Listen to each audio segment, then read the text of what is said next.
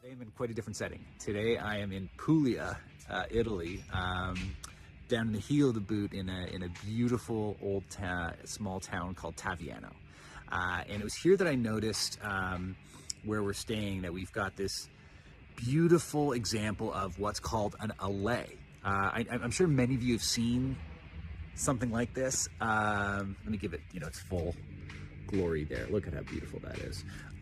Seen something like this. Maybe you didn't know what it was called.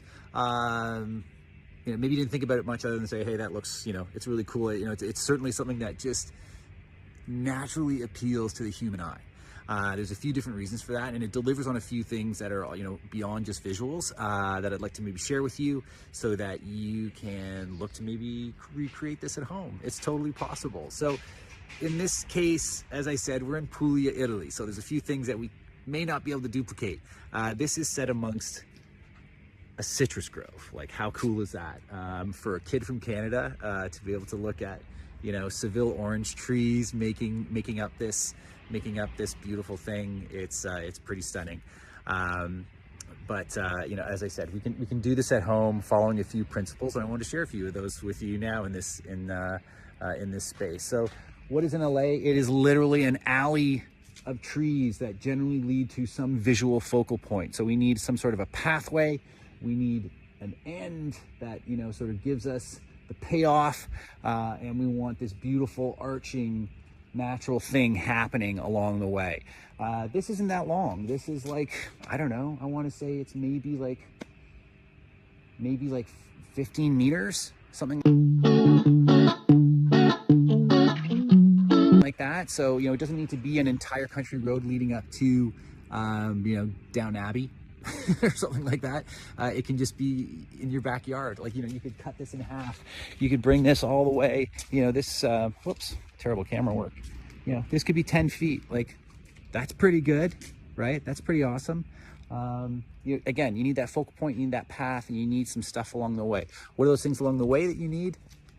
You need trees that are going to touch, or at least reach for each other. In this case here, you see these citrus trees are, sort of reaching for each other. There's something really beautiful in, that almost touching and not quite. These are getting there. But if they're not touching, that's fine. But if that reaching, that's sort of, and there's a little bit of negative space in between there, awesome. On a traditional scale, they like to have these things, an allée is described as touching also on the sides. Not totally necessary. As you can see here, you've got stuff in the background, which, should you turn your head, kind of connects the alley and makes that enclosure feel right. But, if they're struggling to touch like that, that totally works too. Totally works. Really simple walkway. You could make it interesting too. Like, this is simple concrete and mortar. I love this dappling that's going on with this. This is like a verbena that's happening on the side. You've got these long straight lines. Let's mess it up a bit. Let's keep it a little more wild with that dappling there. That's right. And then you've got this seating here atop.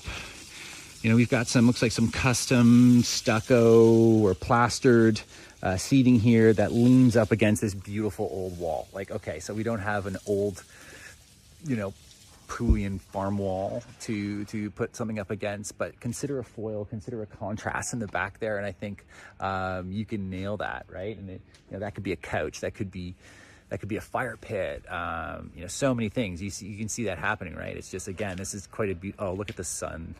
Look at the lens flare coming in there. I couldn't have photoshopped that even better.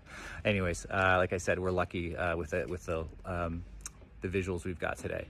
So an allée, you can do this in a tiny little yard with like 6 feet, or you can do it in a big backyard. Obviously, more space is going to give you more runway to sort of create that drama, but you can create drama within a short space too. So think about how you might be able to do that if you are looking at doing something different in your space. And there's elements we talked about that really help get this effect. So